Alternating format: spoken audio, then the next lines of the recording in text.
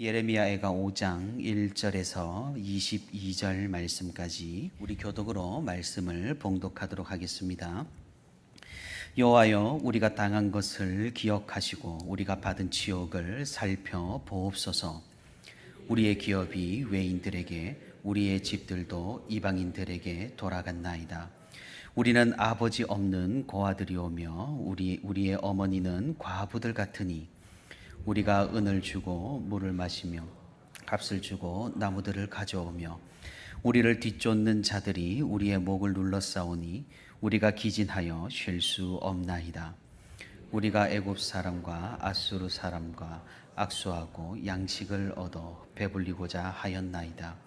우리의 조상들은 범죄하고 없어졌으며 우리는 그들의 죄악을 담당하였나이다. 종들이 우리를 지배하며 그들의 손에서 건져낼 자가 없나이다. 광야에는 칼이 있으므로 죽기를 무릅써야 양식을 얻사오니 굶주림의 열기로 말미암아 우리의 피부가 아궁이처럼 검으니이다. 대적들이 시온에서 부녀들을, 유다 각 성읍에서 처녀들을 욕보였나이다. 지도자들은 그들의 손에 매달리고 장로들의 얼굴도 존경을 받지 못하나이다. 청년들이 맷돌을 지며 아이들이 나무를 지다가 엎드려 지오며 노인들은 다시 성문에 앉지 못하며 청년들은 다시 노래하지 못하나이다. 우리의 마음에는 기쁨이 그쳤고 우리의 춤은 변하여 슬픔이 되었사오며 우리의 머리에서는 면류관이 떨어져 싸우니 오호라, 우리 범죄 때문이니이다. 이러므로 우리의 마음이 피곤하고 이러므로 우리 눈들이 어두우며 시온산이 황폐하여 여호가 그 안에서 노나이다. 여호와여, 주는 영원히 계시오며 주의 보좌는 대대에 이르나이다. 주께서 어찌하여 우리를 영원히 잊으시오며 우리를 이같이 오래 버리시나이까. 여호와여, 우리를 주께로 돌이키소서. 그리하시면 우리가 주께로 돌아가겠사오니 우리의 날들을 다시 새롭게 하사 옛적 같게 하옵소서. 주께서 우리를 아주 버리셨사오며 우리에게 진노하심이 참으로 크시니이다. 아멘. 네, 오늘도 이렇게 새벽의 시간에 하나님과 동행하기 위해 새벽기도에 자리는 우리 모든 성도 여러분 진심으로 환영하고 또 축복합니다. 오늘도 우리 함께 말씀 듣는 가운데 또 말씀 붙들고 기도하는 가운데 하나님의 크신 은혜와 위로가 풍성히 있기를 주님의 이름으로 축복하고 또 소망합니다. 오늘은 예레미야 선지자 이야기의 마지막으로 우리가 함께 예레미야 애가를 읽게 됩니다. 오늘 방금 전에 저와 함께 5장을 읽었으니까 이제 댁에 가셔서 앞에 4장만 읽으면 되니까 참으로 여기에 잘 오셨습니다. 2주간에 걸쳐서 우리는 예레미야서를 함께 읽고 또 새벽의 시간에 말씀을 살펴보았습니다. 이스라엘의 멸망 과정을 직접 두 눈으로 지켜본 선지자의 관점으로 역사를 살피고 예언을 읽으며 그 시대를 우리 강단에서 이렇게 공유를 했습니다. 하나님의 무서운 진노와 이스라엘 백성들의 패역한 태도, 그리고 진리를 알고 있던 선지자의 안타까운 부르짖음까지 참으로 이 예레미야서는 우리에게 많은 교훈들을 일러 주었습니다. 그리고 오늘은 마지막으로 예레미야 애가, 예레미야 선지자가 지은 것으로 알려진 노랫말을 우리가 함께 살펴보려고 합니다. 사실 이 예레미야 애가를 예레미야가 작성했다라는 근거는 어디에도 찾아볼 수는 없습니다. 한국어 성경 이름이 예레미야 애가지 히브리어로 된 원어 성경의 제목에도 예레미야라고 적혀 있지는 않습니다. 그리고 또한 우리가 나중에 댁에 가셔서 예레미야 애가를 찬찬히 읽어보시면 아시겠지만 이 애가 내용 중에서도 어디에도 예레미야라는 이름이 언급되어 있지가 않습니다. 그런데 이것이 어떻게 예레미야가 작성한 것이라고 우리는 알 수가 있을까요? 예레미야서를 통해서 나온 그 예언의 내용들이 이 예레미야 애가에도 그대로 반영이 되어 있다라는 점과 그리고 두 성경 간의 문체를 비교해 보니 일치한다는 점, 그리고 역본 분석을 통해서 이 저자가 예레미야라는 사실을 우리는 알 수가 있다라는 겁니다. 그래서 한국어 성경 이름을 우리는 예레미야 애가라 하고 그래서 우리는 이렇게 예레미야서 다음으로 이렇게 우리가 접하게 될 수가 있게 된 것입니다. 우리가 이미 예레미야서를 읽은 후이기 때문에 이 성경을 더 잘 이해를 할 수가 있겠지만 이 애가의 내용을 찬찬히 살펴보면 그렇게나 서글플 수가 없습니다. 찬란했던 그 이스라엘의 영광이 하루아침에 완전히 몰락을 해버렸습니다. 그토록 선지자를 통해 회개하라고 돌아오라고 알려주셨지만 결국엔 이스라엘 백성들은 그 비참함을 피할 수가 없었습니다. 호의호식했던 과거가 무색하게 이제는 부모가 자녀를 잡아먹는 그런 끔찍한 장면을 예레미야 애가는 우리에게 보여줍니다.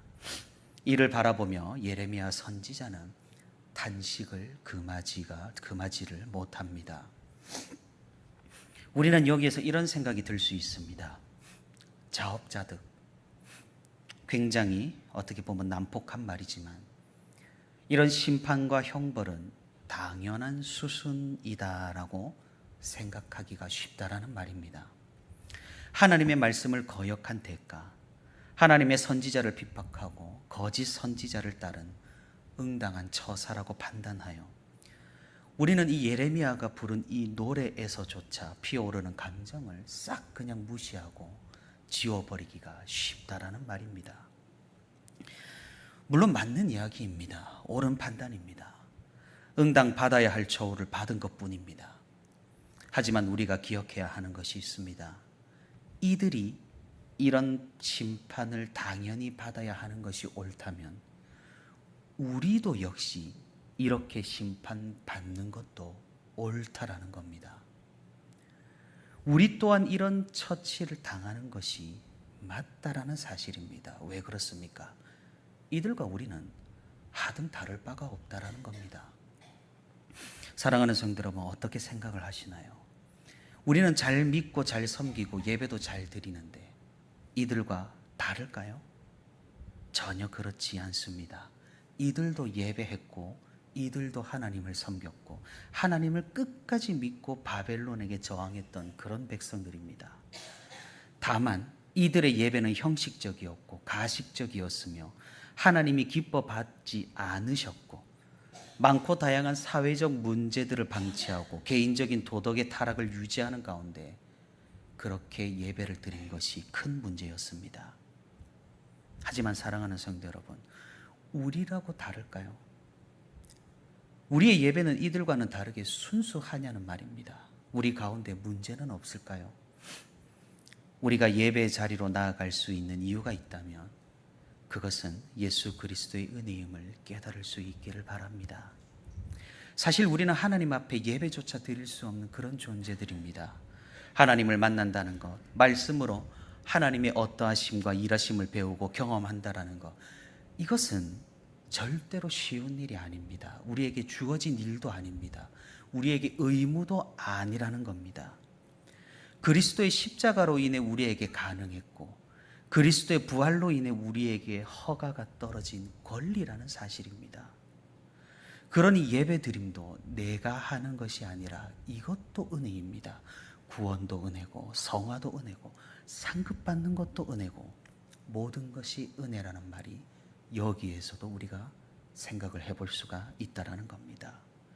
그리스도로 인해 우리에게 심판이 비껴가고 하나님과 함께 할 수 있는 이 자리에서 그런 영광이 우리에게 주어지고 도래한 것입니다. 그렇기에 그저 이 이스라엘 백성들이 자신이 지은 죄악 때문에 이런 심판이 당연하다고 생각하기에는 그것은 필히 교만입니다. 우리는 이들의 멸망을 보고 우리의 멸망을 예측할 줄 알아야 하고 이들의 패역함을 보고 우리의 패역함을 스스로 돌아볼 수 있어야 한다는 사실입니다. 그렇기에 무엇입니까? 이 예레미야 선지자가 탄식하며 부른 이 노래가 우리의 노래가 되어야 한다라는 그런 말입니다. 사랑하는 성도 여러분, 우리는 하나님의 말씀을 접할 때 조금은 멀리 떨어져서 보는 그런 경향이 있습니다. 우리와는 별로 상관없는 이야기, 그저 머나먼 옛날 이야기, 하나님께서 강력하게 임재하셨던 그 시대에 일어난, 지금 시대에는 전혀 일어나지 않는, 꿈도 못 꾸는 그런 이야기로만 생각을 합니다. 그래서 우리는 종종 성경의 인물들을 볼 때 그 실제성을 느끼지 못하고 그들의 삶에 크게 공감을 하지를 못한다라는 겁니다. 사실 제가 조금 그런 편이었습니다. 왜냐하면 그들의 하나님과 나의 하나님은 동일하겠지만 그 시대와 사회와 문화와 역사하심이 완전히 그냥 다르다고 여겼기 때문입니다. 에이 뭐 나에게도 선지자들처럼 하나님께서 눈앞에 떡하니 나타나시면 엄청 잘 믿을 수 있겠다. 철없는 시절 이런 막연한 생각도 가지고 있었던 것이 사실이죠. 그러니 자연스럽게 성경에 나오는 이들을 보고 교훈을 얻을 수는 있겠지만 굳이 공감할 필요는 없지 않은가라고 생각을 했었습니다. 하지만 하나님께서 성경을 우리에게 주신 목적이 무엇입니까? 이들을 통해 하나님께서는 어떠한 분이신지, 어떤 일을 하시는지 똑똑히 목격하라고 우리에게 성경을 주신 것입니다. 그렇다면 사실 우리는 공감을 할 수 있어야 합니다. 그들의 이야기에서 우리의 이야기를 찾아낼 수 있어야 하고, 그들의 기쁨과 슬픔에서 우리 자신의 기쁨과 슬픔을 느낄 수 있어야 한다라는 말이 됩니다. 그들의 역사가 우리의 역사가 되어야 우리는 하나님을 더욱 잘 이해할 수 있다라는 사실입니다. 여러분께 고백하자면 저는 오늘 살펴보는 예레미야 애가를 별로 그렇게 좋아하지는 않습니다. 뭐 마찬가지입니다. 저에게 가장 보기 어렵고 공감이 안 되는 영화 장르를 꼽아보자면 뮤지컬 영화입니다.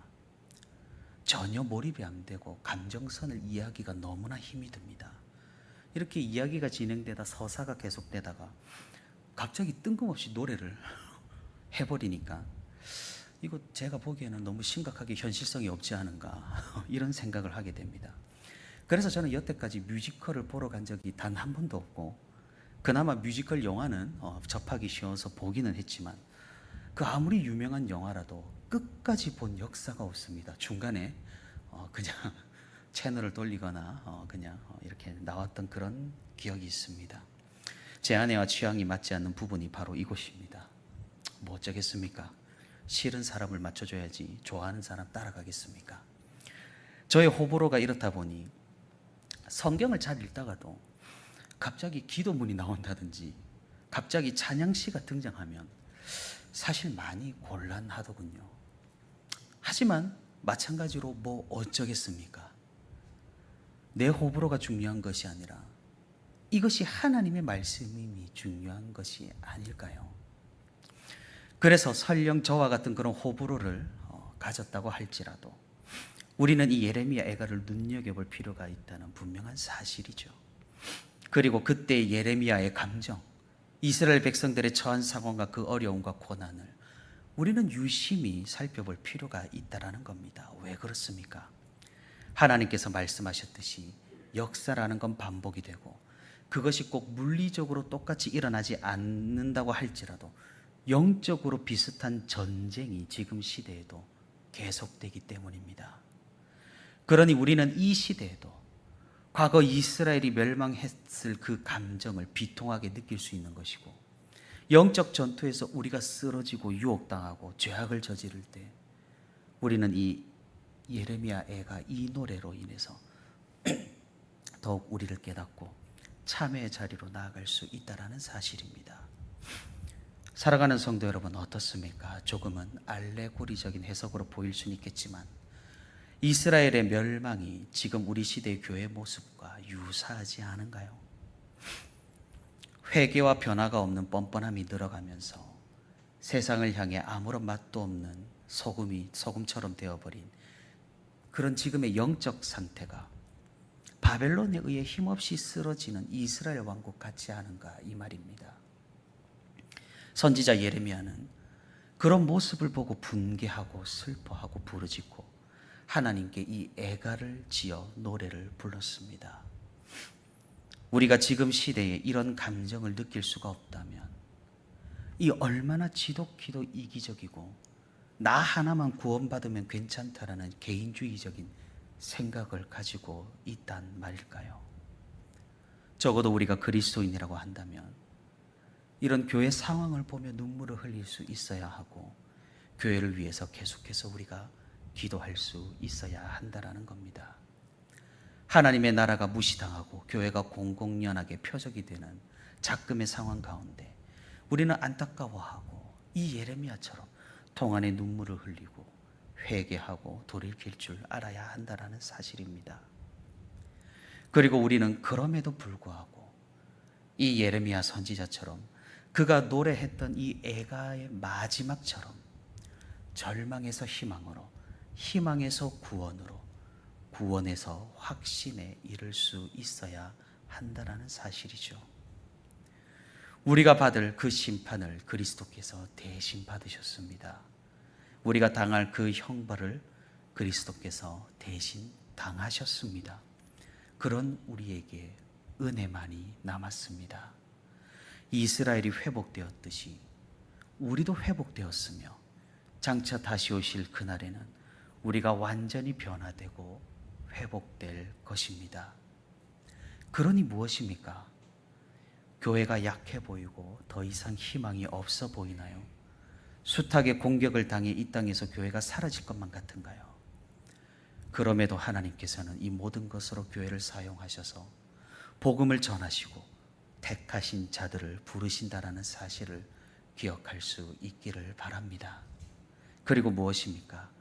결국에는 완전히 파괴되고 멸망당했던 이스라엘이 70년이 지난 후 회복되었듯이 이 땅의 교회도 온전히 회복될 것임을 우리가 믿을 수 있기를 바랍니다.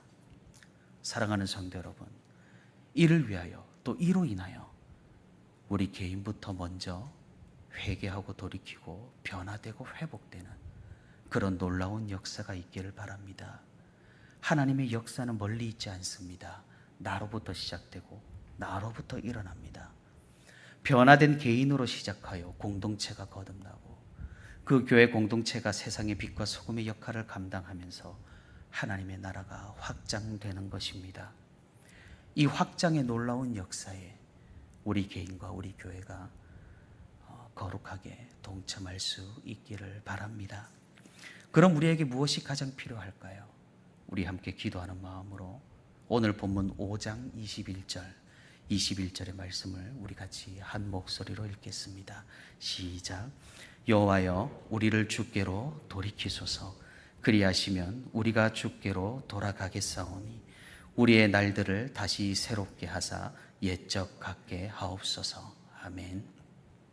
예레미야 선지자가 전해주는 이 교훈을 우리가 잊지 않고 날마다 새로운 마음으로 또 성령으로 거듭나는 변화된 존재로 오늘 하루를 살아가고 내일 주일을 맞이하는 저와 우리 온세로교회 모든 성도가 되기를 주님의 이름으로 소망합니다.